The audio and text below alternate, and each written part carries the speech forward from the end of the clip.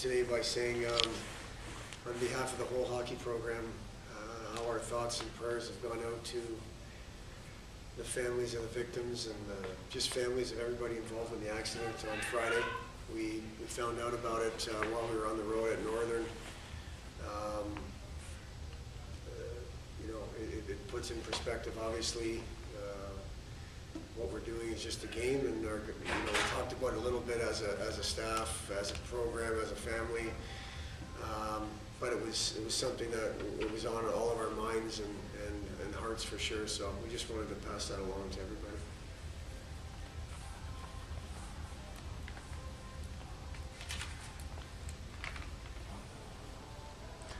What does the series win at Northern mean in terms of the big picture for a year from now?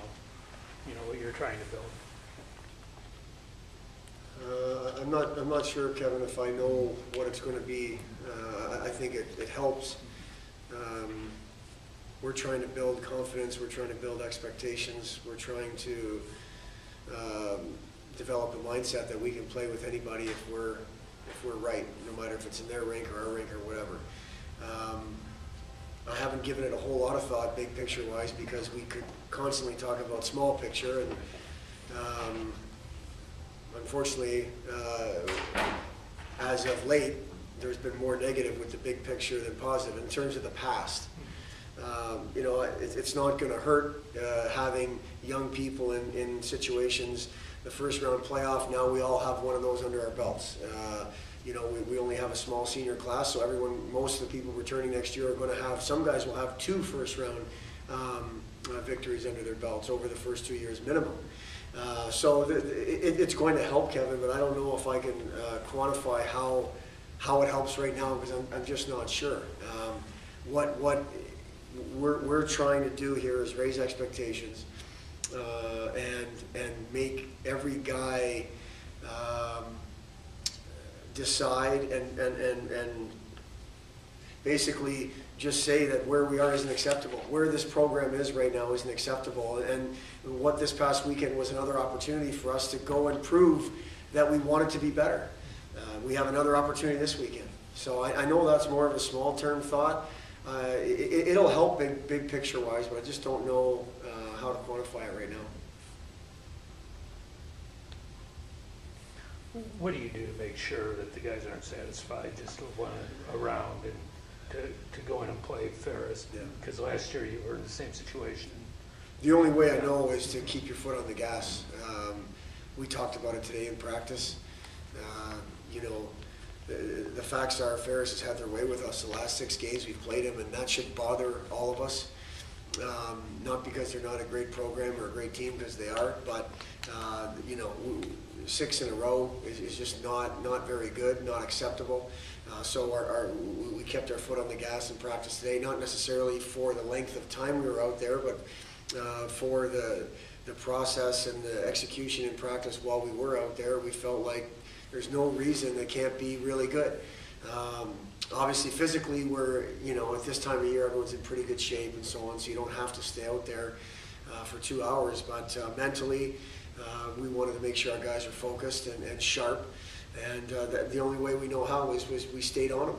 You know, we made sure that guys understood that last weekend is over, and today was another day, another chance for us to make improvements and individually and collectively get better. And that's what we try to focus on. Does it help that you can point to last year that you had a good series at Northern and then didn't play as well the next weekend? Yeah, but honestly, Kevin, we didn't talk about it last week. Hey, we beat Northern before, so we're going to do it again.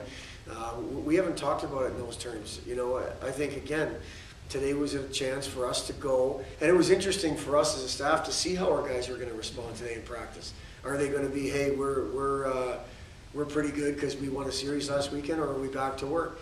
It wasn't. I don't think we're a complacent group. I think we're too young to be complacent. I don't know if our guys know any other way to just come and play. And you know, today it was good. You know, it wasn't the best practice, but it was a focus. It was a pretty intense practice. So, you know, I don't know if guys will reach back to last year and say, hey, last year we you know, I don't think we took Michigan for granted last year by any means. I know that's not what you're saying, but you know, if we can continue to focus on the day-to-day, today was another opportunity for us to go out there and improve, even though it's late in the year. And I think for the most part we did that. And then we'll do tomorrow, and you know, we'll use this weekend as just what it is. It's this weekend. Can you beat this team just by playing good BG hockey, or will it take an extra effort?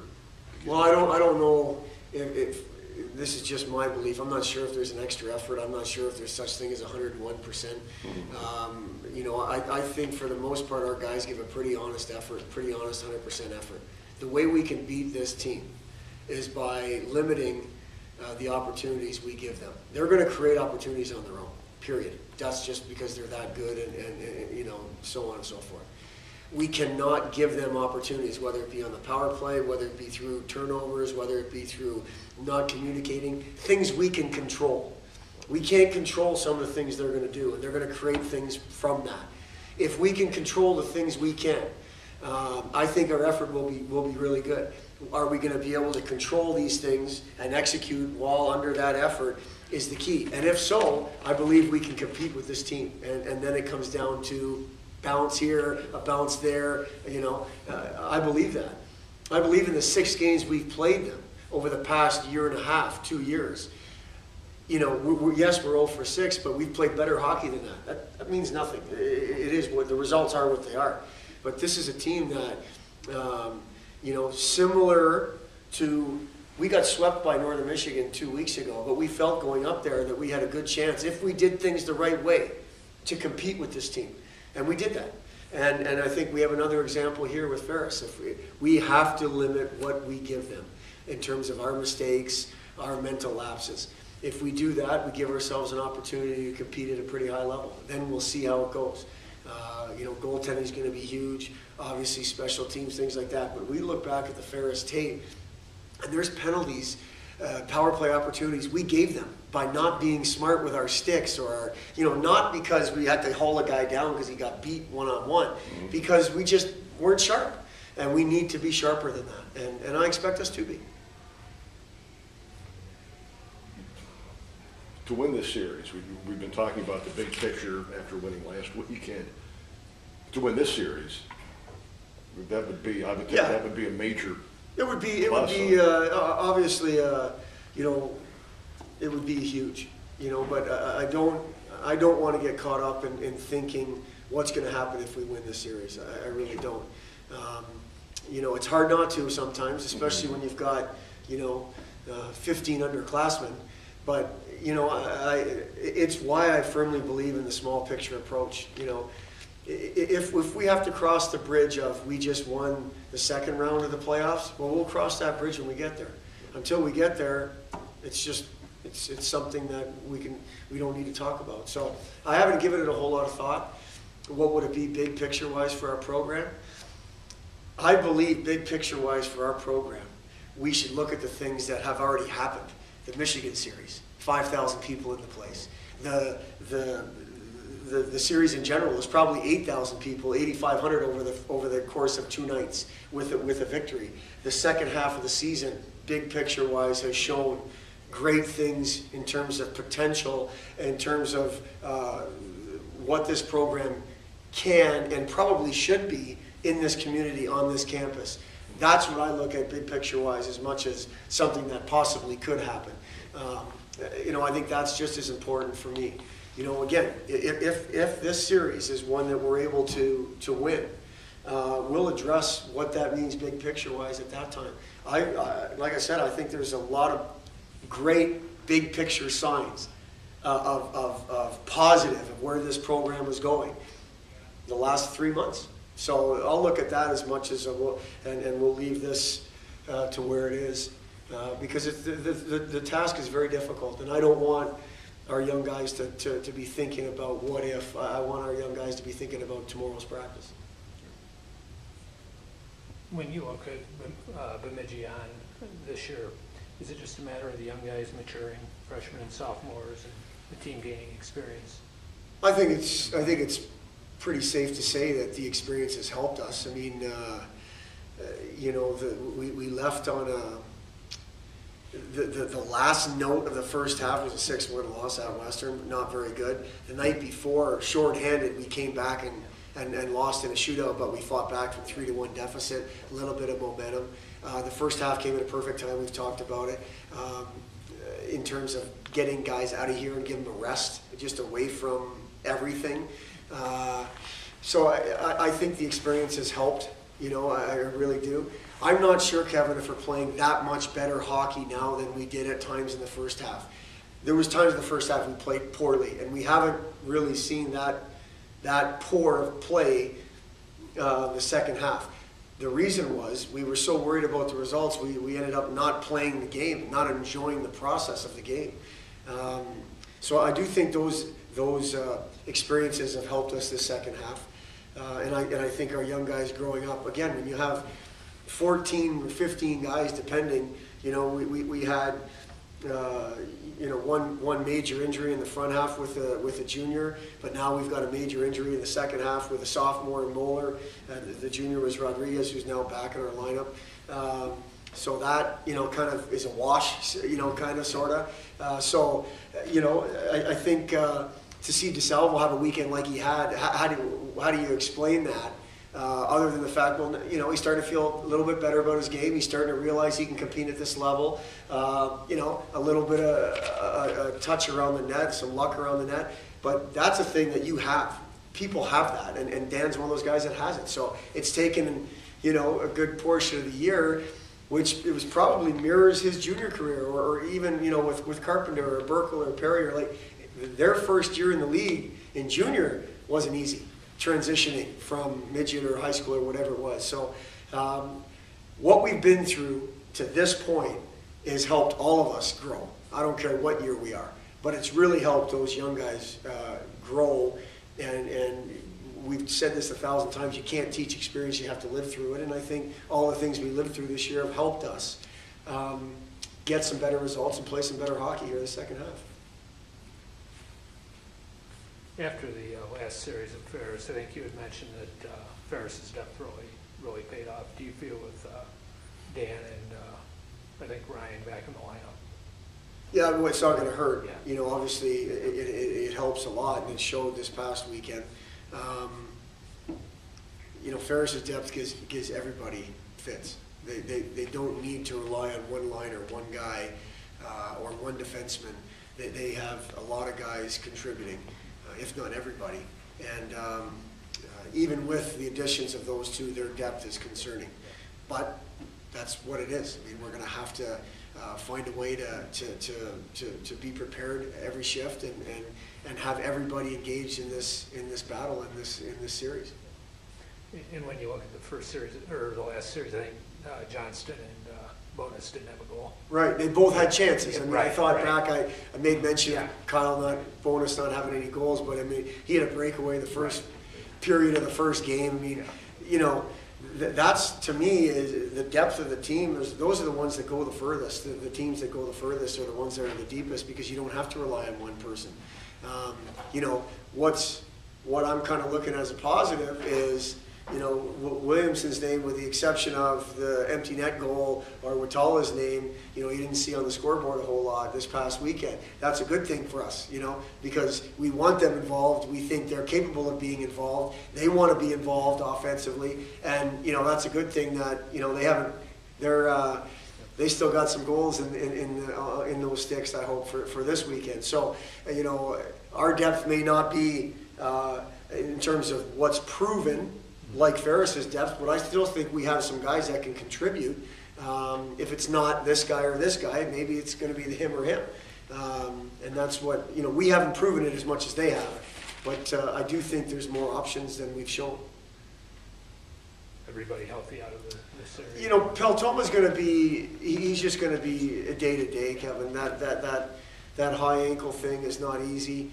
We dressed 7D the second night, or the third night in Northern, because we just felt like, you know, if you're tired and chasing guys around on the big ice sheet, we'd rather have 7 back there, and we weren't sure how his ankle was going to react. So we're just kind of touch and go with him. Other than that, we're good. And is it good, bad, indifferent to be playing, or to not have school this week? Indifferent. Yeah, indifferent.